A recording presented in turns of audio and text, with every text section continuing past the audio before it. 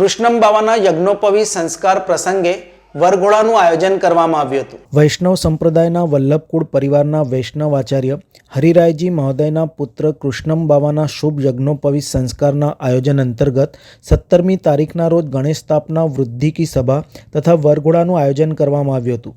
વરઘોડો વાઘોડિયા રોડ ખાતે આવેલ ગોવર્ધન નાથજીની હવેલીથી શરૂ થઈ જય અંબે રેવા પાર્ક ગ્રાઉન્ડ ખાતે પહોંચ્યો હતો।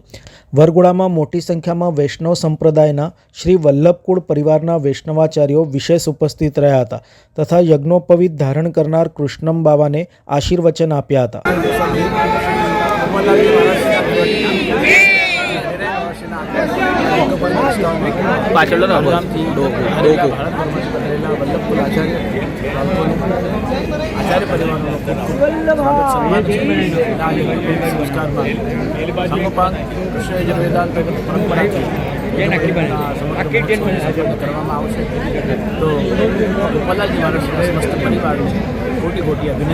જેને યજ્ઞોપવીત સંસ્કાર કહેવામાં આવે છે એ યજ્ઞોપવીત સંસ્કાર જે છે ઉપનયન સંસ્કાર જેનાથી આપણને બ્રાહ્મણત્વ પ્રાપ્ત થાય છે એ સંસ્કાર જે છે અહીંયા પ્રાપ્ત થાય છે અને એના માટે આ આયોજન કરવામાં આવ્યું છે।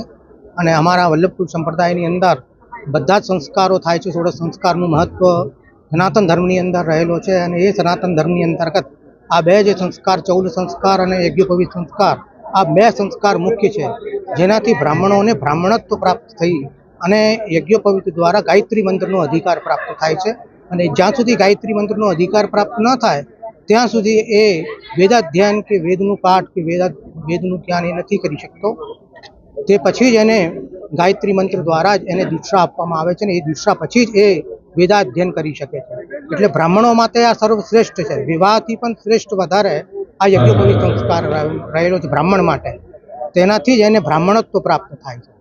એટલે આ સંસ્કાર જે છે મુખ્ય હોવાથી આ સંસ્કાર અહીંયા કરવામાં આવે છે। કૃષ્ણમ વંદે જગદગુરુ। ખૂબ જ આનંદનો વિષય છે કે આજે અમારી સપ્તમ પીઠ જે અત્યારે કામનમાં બિરાજે છે એમના દ્વિતીય આત્મજ શ્રી ગોપાલલાલજી મહારાજ શ્રીના પૌત્રની જનોઈમાં આજે આવવાનું સૌભાગ્ય વડોદરામાં પ્રાપ્ત થયું છે। શ્રી ગોવર્ધનનાથજી મંદિર વાઘોડિયા રોડ ઉપર બહુ જ ભવ્ય આયોજનનું શરૂઆત થવા જઈ રહી છે। તમામ વૈષ્ણવોને અને વડોદરાના વૈષ્ણવજનોને ખૂબ ખૂબ અભિનંદન અને શુભકામના પાઠવું છું।